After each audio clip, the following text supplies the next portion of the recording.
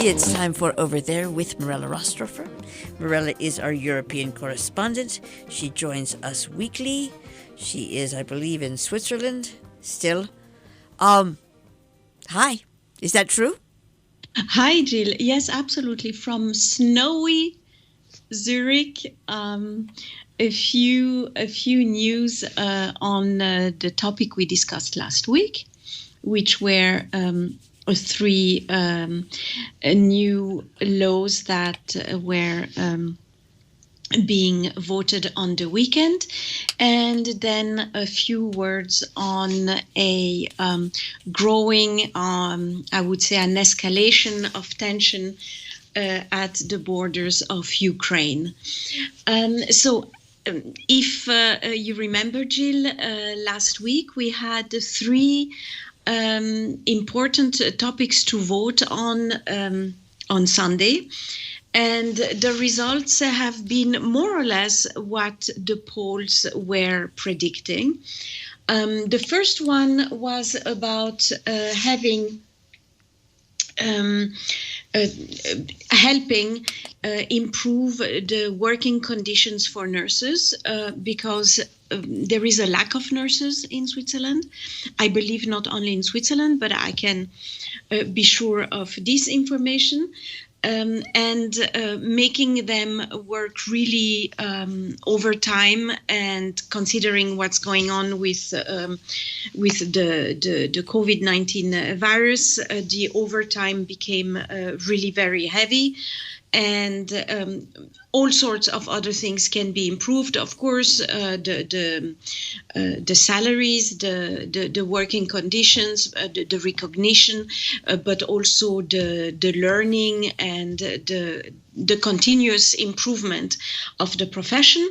That has been accepted by 61%. So it's a very clear, significant victory. Especially because the government suggested to vote no in exchange of putting money, and that is a lot of money, 1 billion over the next 8 years to maintain quality standards. But the point here was to actually increase quality standards by helping nurses to have an acceptable working life and acceptable conditions. That has been accepted and will have to be implemented by the government. The other topic we voted on was to vote in order to be able to elect Supreme Court judges by lot rather than by the Swiss Parliament. That has been rejected by a very heavy 68%. That means that the voters in their majority think that it is still the job of the Swiss Parliament to elect the Supreme Court judges. The campaigners were, of course, very disappointed because they were arguing that the separation of powers was inadequate and lacked independence from political parties. That might be partially true because right now the parliament gives the post of federal judges according to party strength. That also means, for example, that a judge that has no affiliation would have absolutely no chance to be given a post. So this is a topic where everybody knows that there is a little bit of a problem there with independence, but to have a lottery seemed to be a solution that the majority didn't think was acceptable. I'm sure there will be other development on that subject, but at least this one is dealt with now.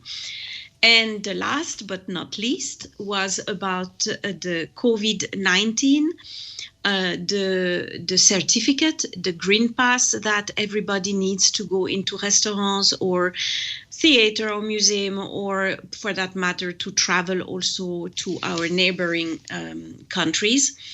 The campaigners thought that there was some kind of discrimination, and they wanted to have all of this taken away, including also the financial help for businesses that are in difficulties because of the current situation.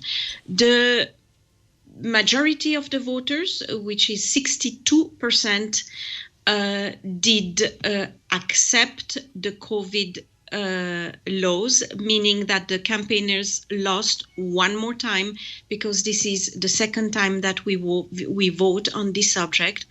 Last time was in June, and it was also accepted by 60%, 60.1, if I remember correctly, percent. This time it's 62%. It's not a major increase, but it is a clear majority. Anything that is above 60% can be regarded as a good result. So financial aid, COVID certificate, and whatever restrictions are necessary have basically the blessing of the population for the second time.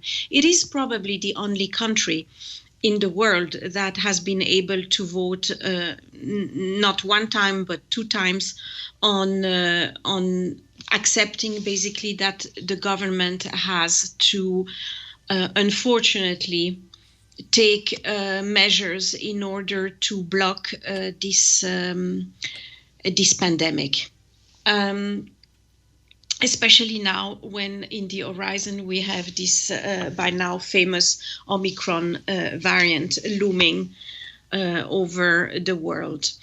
This is a time, of course, in Europe of big tension because of the pandemic.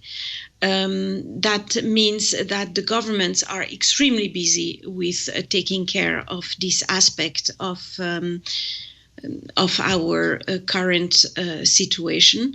And it is, in a way, the perfect moment for troops to gather at the Ukraine border when, you know, the European Union is already overwhelmed with so many other issues. That being said, the NATO as well as the United States have warned Russia that they would not hesitate in case of aggression to take some economic, financial, and political sanctions again.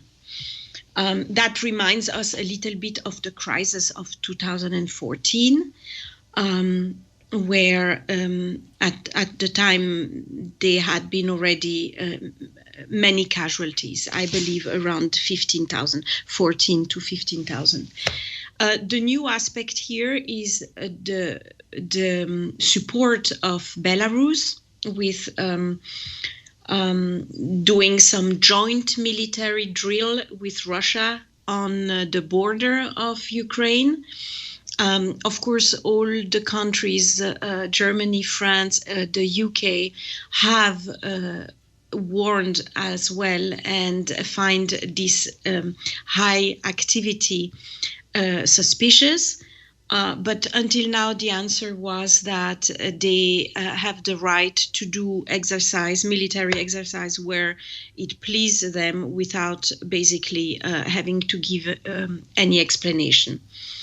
That is added to the crisis that the European Union has already with Belarus over the immigrants, mostly from the Middle East, sent to the borders of Poland in order to basically kind of divide the countries in the European Union on what to do, how to do it, and what in which way it's possible to basically help, because this is what we can call without any doubt a human disaster, and at the same time show some strength, because obviously this is a tactic that is for the European Union not acceptable. So as you can see, Jill, a lot of things going on, a lot of things around the pandemic, obviously. But that being said, also a very delicate situation at the moment where maybe some countries might want to take advantage of